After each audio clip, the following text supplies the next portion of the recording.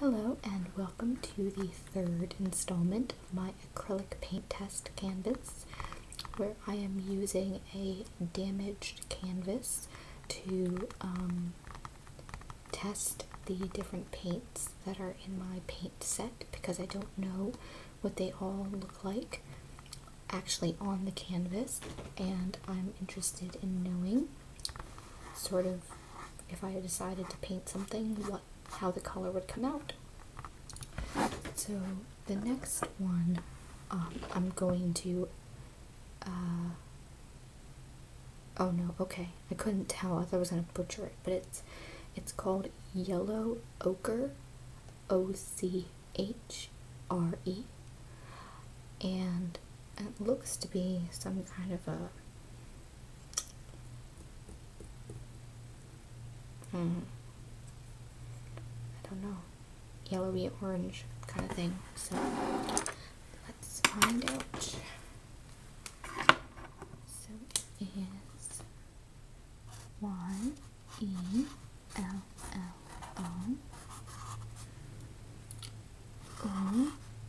YELLOOCHRE.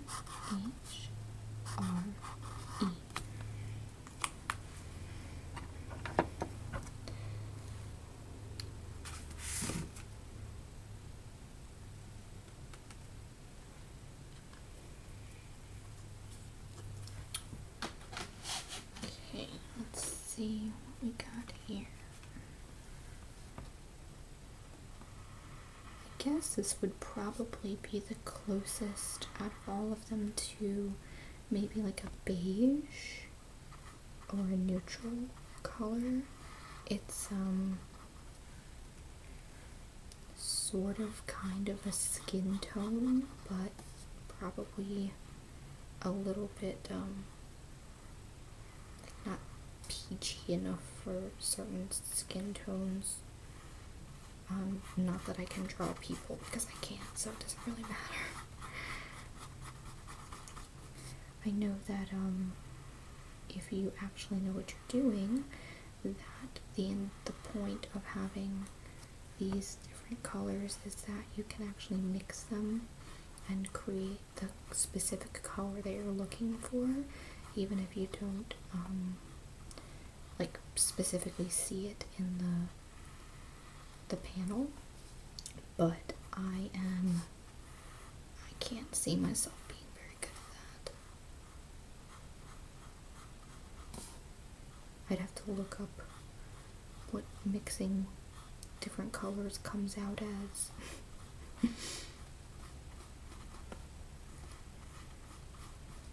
Okay, so this one's okay. It's good for, I guess, neutral paints, anything that you need like a beige or a neutral for, but otherwise,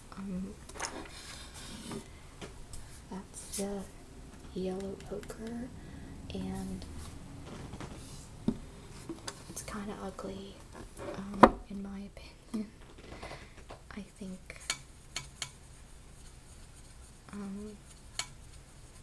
it's definitely heavy on the ochre side, because I don't know how much yellow I actually see in it. It's more of a taupe or beige to me, but we all have our own opinions. Next one is called Raw Umber, UMBER.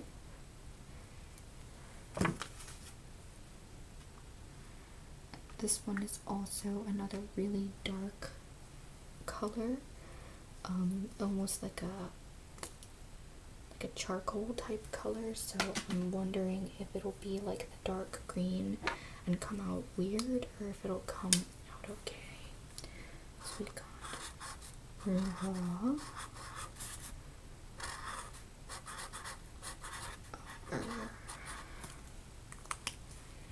I'm so glad I'm labeling these, because they're definitely interesting names. This is really, really dark.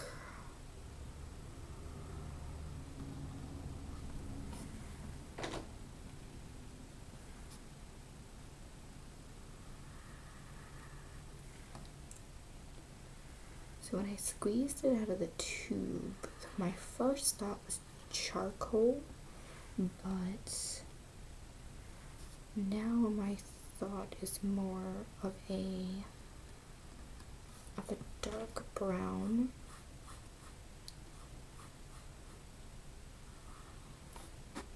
Definitely a woodsy color.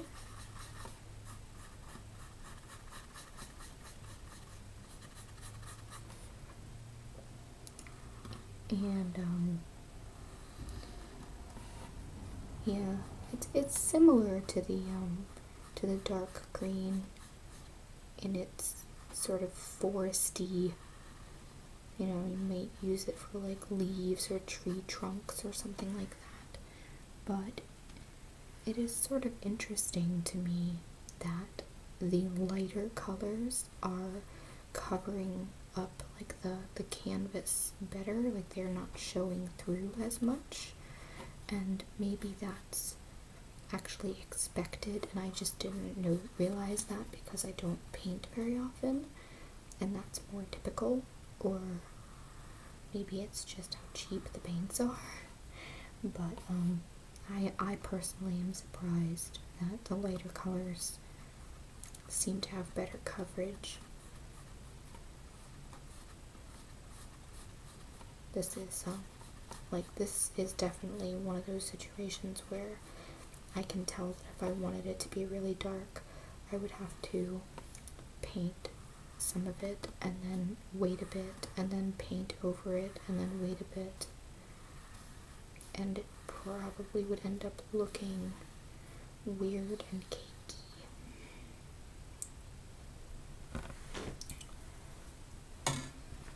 So that is raw umber, and there's actually only one left in this particular set because I didn't do the white on the canvas because I figured it was pretty obvious. And this one is called Cobalt Blue, and because I love blue so much, I do have high hopes for this one.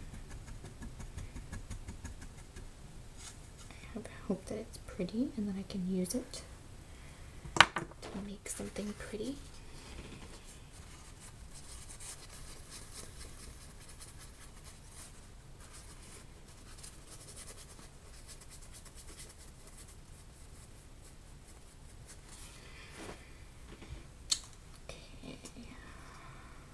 Ooh.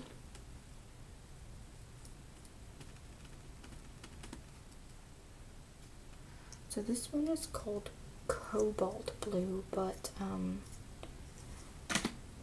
really, like, right off the bat, I'm kind of almost seeing like a periwinkle. Let's see. C-O-B-A-L-T-B-L-U-E.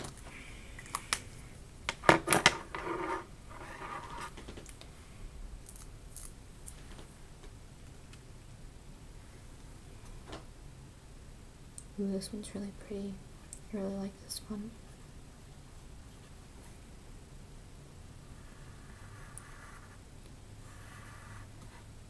This one and the yellow are my favorite for sure.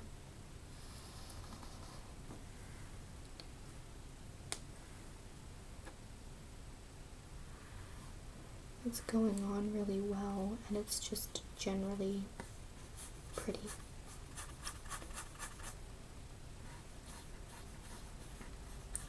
I definitely see the sort of, it definitely is more blue on the canvas, but I am seeing how I saw the periwinkle in the beginning. I did notice that this particular set doesn't have a true purple, which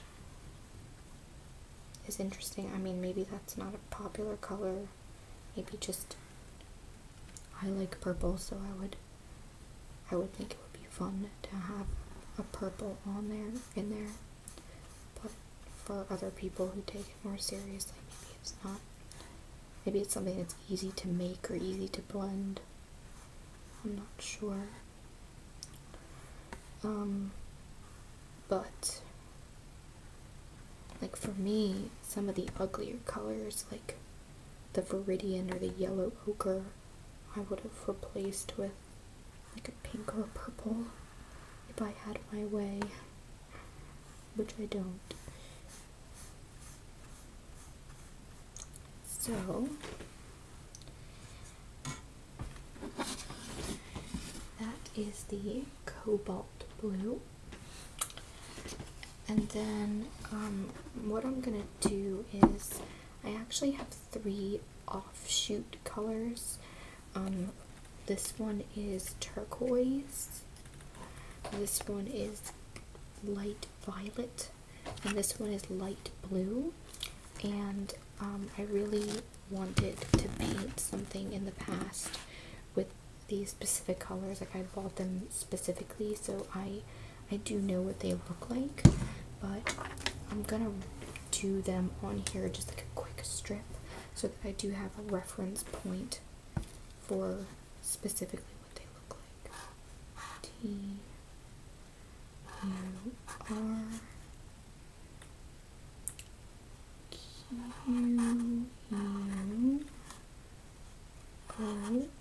Turquoise. It's such a weird word, isn't it? Turquoise.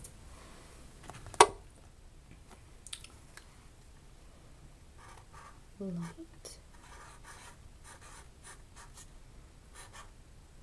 Oh, just made a mistake. Violet and light blue.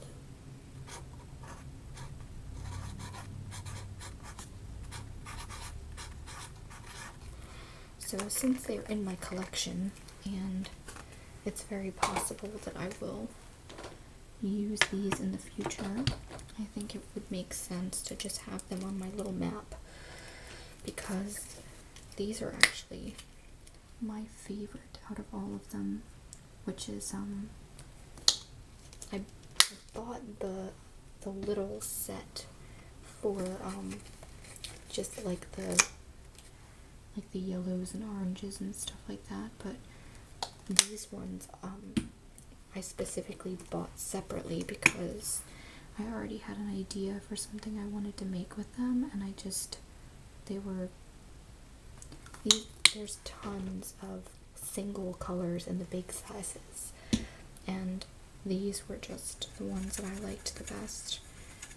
And I figured if I liked them so much that I would probably use them a lot. And even these ones are really, really inexpensive, so I just decided to get a couple of my favorites. So I'm just gonna do like a quick little blip next to the name, just for reference.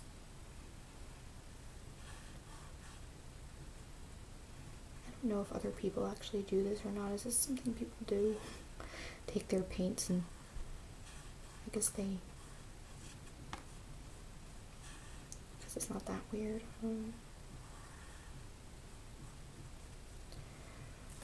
But yeah, just to kind of like finish up what I was talking about in my last video. So I did end up getting, like, being under contract with the house that I had wanted, but if there's anyone out there who has ever bought a house or is thinking about buying a house or whatever, you probably know that there's so much that kind of goes into it. Like, once you make a deal with the people, it's sort of just the beginning. Like, I had to start the process of like getting the mortgage looked at and making sure that that can all be approved, and then I had to schedule a home inspection, which I did last Friday, and now I have to meet with my realtor and go over the home inspection report, because luckily nothing was found that was like super serious, like something that's gonna cost $15,000 to replace or anything, but it's there are some issues, I guess with every house there are, and this one is not like ancient, but it's a bit older, and so there were some things that they recommended being replaced. And the thing that they do with the home inspection is they put things in different categories, like major, moderate, and then like just slight suggestions of stuff that you might want to do. So anything that's in the major category, which like I said is luckily not too much, we really have to talk to the people that I bought the house from and have them know that those issues are there and that I want them fixed, because I really don't want to move into anywhere where there's any where there's problems already. I mean, I know things are gonna break, and I know that's just part of it. I wish it wasn't, but it is. So luckily, all of the major systems in the house worked, like the washer and dryer turned on and worked, the heating and air conditioning turned on and worked, the appliances in the kitchen turned on and worked. All the bedrooms were good. In the basement, there didn't seem to be anything leaking or any outlets or electricity that didn't work, but there were some leaks in some areas, and apparently the electrical panel box, the home inspector didn't like the company that built it. Like, they've apparently since gone out of business and made kind of a bad product overall, and he just didn't really he highly recommended that the breaker box get replaced. So I still have no idea when the closing date is. I just know that everything is kind of moving along, like the mortgage process is moving along, the home inspection's done, and now we just need to talk about the repairs. And then once that's done, I think we can like really start talking about a specific move-in date to get the keys and stuff like that. I don't really know how much longer it'll be, unless the people are really not cooperative about fixing the problems, which would make me really sad, because that would kind of put everything to a halt, but try not to think about that. So anyway, the last thing that I did was just did the cobalt blue, which is here, and then I just did 3 little swatches of the turquoise, the light violet, and the light blue. My favorite ones, because I do already know what they look like, but I felt like they belonged on here. And this is the finished product of the test board. So all I really need to do is just make sure that everything dries, and so I don't smudge it all over the place, and then I can kind of have it in my closet to refer to whenever I'm gonna try to paint something and actually make it look specific. So I hope that you enjoyed this series. I had fun, so talking to you guys and getting back in touch with you, and feel free to send me any messages or comments or anything, and have a great day, and hopefully I'll be making some more videos soon. Bye!